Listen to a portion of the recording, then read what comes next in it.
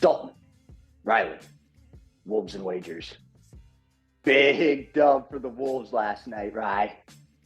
Yeah, huge dub. One of the most entertaining games I've ever personally watched. Sixth game of the season to have that much intensity. Can't complain about that at all. Also, can't complain about the gambling side of things. Huge night for us. You went 10-2, positive 8.67 units. I went 7-4, positive 4.68 units. I mean, just a great night all around. Yeah, and kind of just going to jump right into the Timberwolves game. Just kind of want to talk a little bit about the end of the game. So Horford has that debacle.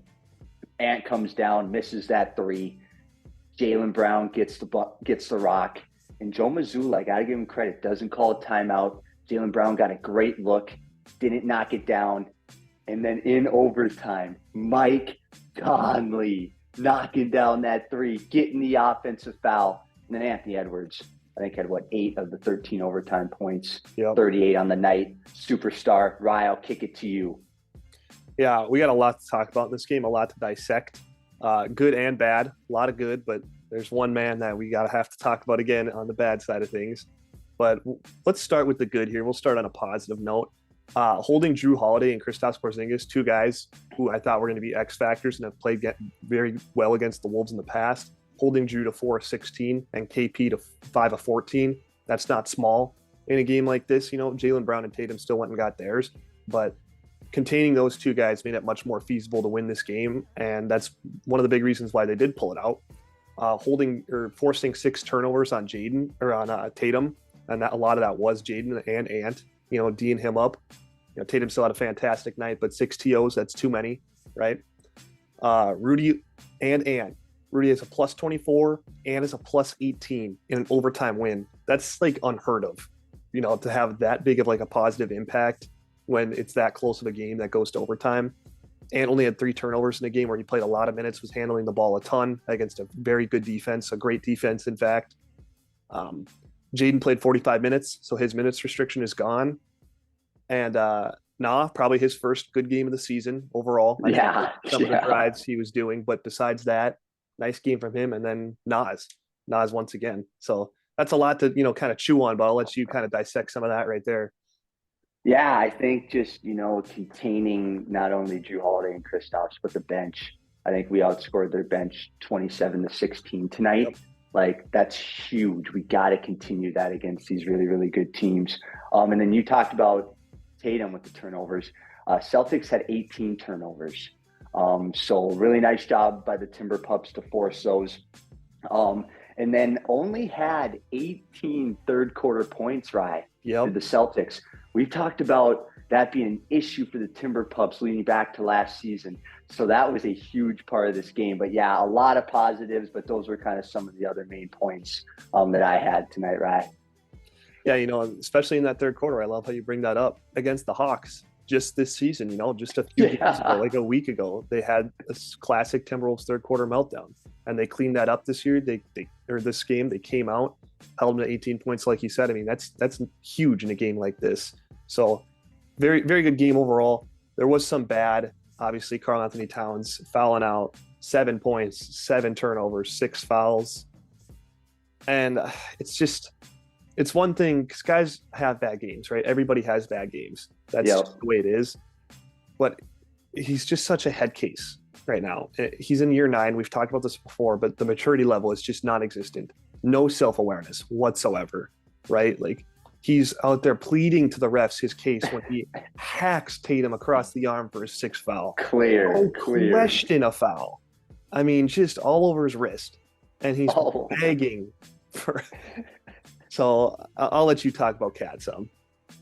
Yeah, I just think some of those turnovers. I mean, the Timber Pups had 21, I think, turnovers tonight. So, and a lot of those had to do with Cat, and there were some really, really bad turnovers late, and then just getting in foul trouble. I really think when I look at Cat's game, there was probably a 5-minute stretch in the third quarter where, okay, this is Karl Anthony Towns the rest of the game.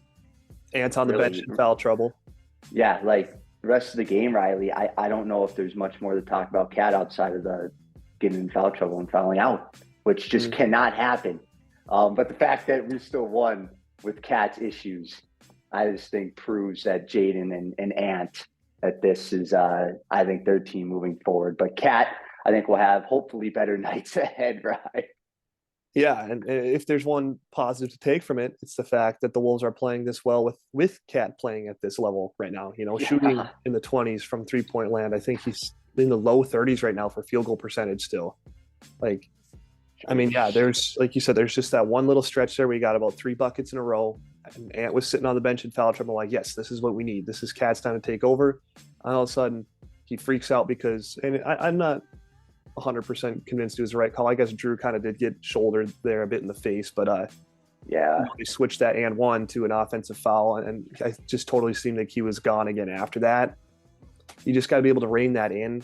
So yeah, Cat overall, I don't know. And what very interesting from Joe Mazzulla, which we need to talk about, starting the game and playing the entire game for the most part with Drew Holiday guarding Cat intentionally. I was confused at first when I saw that. I was like, are they just switching everything or how's that happening? And then more and more I watched, I'm like, no, they're just matching up like that. Yeah, and I think that might have had a little bit to do with Derek White being out. And I think that was a huge plus for the Timber Pups tonight. I think if Derek White plays this game, I think the Celtics probably do walk away with the win at Target Center because Cat just did not play his best at all tonight. And then you add a nice piece like White. But outside of that, I think when the Celtics shoot sub 40 from the field and sub 30 from deep, and you barely squeak away with a win at home, it is maybe a little bit concerning. But that was kind of the only thing that I had to talk about outside of that, right? Yeah, and that's a good point. But a win is a win at the end of the day. You know, like beating probably the best team in the NBA, like you'll take it. And you know, we can play two sides of the coin by saying if Cat has even a regular average game where he puts up 15 and 8, you know, by 10 plus, right? Rudy, fantastic game, perfect from the floor, I believe. Rebounded well, great interior defense once again. He's starting to get some national media love. I've been seeing like everything that they've been breaking down. I mean, he got caught on a poster, so people are going to talk about that. But that was like the only bucket they got at the rim on him. Everything else was deterred. But man, those free throws, right? You can't leave that much meat on the bone. What was he, 2 for 11? They were doing hack a Rudy at the end of the game. Yeah, I don't know what the new rule is completely, right? I think it's under 2 minutes. You can't hack a Rudy, but literally Joe Mazzulla, like there's 2 minutes and 13 seconds left. All of a sudden they stopped playing. I was like, what the heck is going on here? And Rudy's going the line. And I was like, ooh, I think he's like 2 of 9 tonight. And then, yeah, I think he finished 2 of 11. That was my only downfall on Rudy Rye. But outside of that, he has been absolutely fantastic this season. And I think it's showcasing how much he did last season as well. I think Rudy has been perfectly fine for the Timber Pups this year. Yeah, you know, very, very good game from him outside of the free throw shooting, obviously. Mike Conley, plus minus, I have in the bad column. He was like minus 18. But I will say, it didn't seem like he was as exposed as we thought he was going to be. Finch did a pretty good job of hiding him. And what really helped was Mike made big plays when we needed big plays. So you kind of excuse the plus minus because it's like, you know, and passes that ball up the floor in transition in OT, and Mike takes a quick transition 3. I'm like, oh my God, is that the shot we're going with? And it's just pure as can be. He had that big floater late in the 4th too before OT.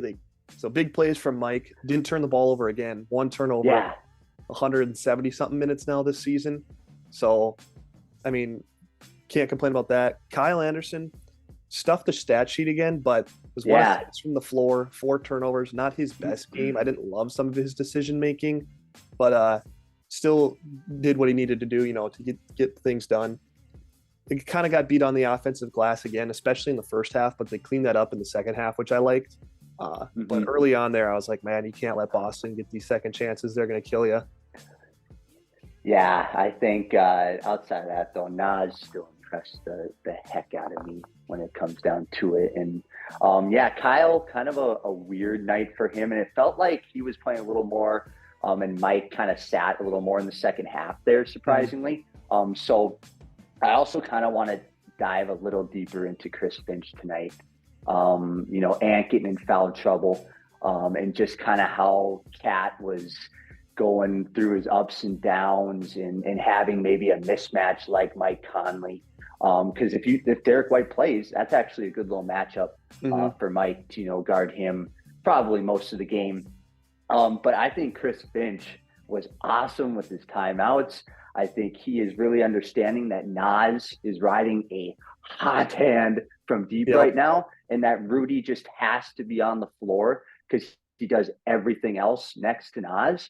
So I think Chris Finch is doing a fantastic job. And I think even though Missoula did a great job, I think they both did solid work tonight. I think Chris Finch did a better job, and I think that was a big part of the Wolves dub. Yeah, you got to give Finch a ton of credit for this game, right? In a game where your Supermax player plays like that. Anthony Edwards was in foul trouble all night. Cat obviously in foul trouble, eventually fouls out. To come away with that win can't be understated enough how good of a game that was from Finchy. But yeah, I mean, I'm still kind of in shock. I mean, it was just such clean, beautiful hoops for a November 6th game. Like, that much intensity this early in the season. I mean, the league is loving it. Like, that's exactly what the league needs, watching that duel between Tatum, Brown, and Ant, and I guess Rudy. But I think there's might have to be some uncomfortable conversations soon of how do we get Nas to 30 minutes a night. In a game that went to overtime, he played 25 minutes, and he played fantastic once again in those 25 minutes, right?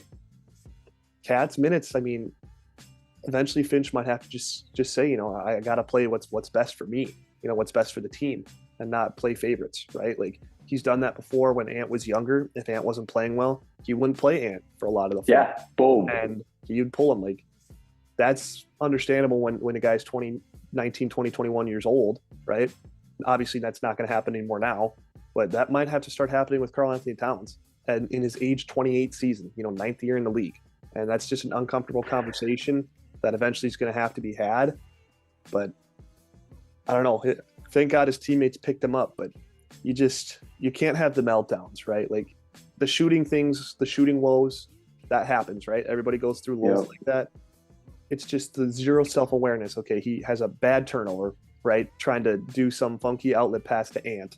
Okay, and then he follows that up with dribbling off his foot late in the fourth there. Back-to-back bad TOs. Celtics go on a 10-0 run just like that and take the lead. Like, that could have lost them the game right there.